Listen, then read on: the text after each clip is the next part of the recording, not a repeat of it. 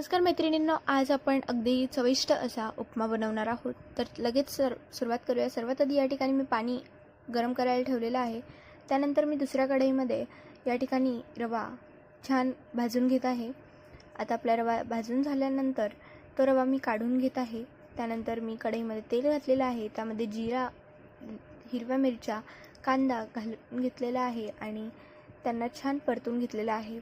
कांदा गोल्डन कलरचा झाल्यानंतर त्यामध्ये आपण रवा घातलेला आहे. रव्याला सुद्धा आपण यामध्ये परतून घेतलेला आहे. यामध्ये पाव चमचा हळद,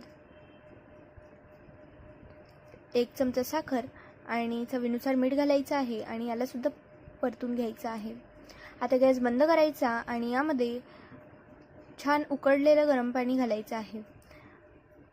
आता आपण याला व्यवस्थित मिक्स करून घेणार आहोत आणि या ठिकाणी पुन्हा गॅस हाय फ्लेमवरती ठेवून याला छान आपण शिजवणार आहोत. या ठिकाणी आपला उपमा वाफवलेला आहे. आता याला आपण कोथिंबीर घालून सर्व्ह करायचा. तर कसा वाटला व्हिडिओ? लाईक, शेअर आणि सबस्क्राईब करायला विसरू नका. बाय.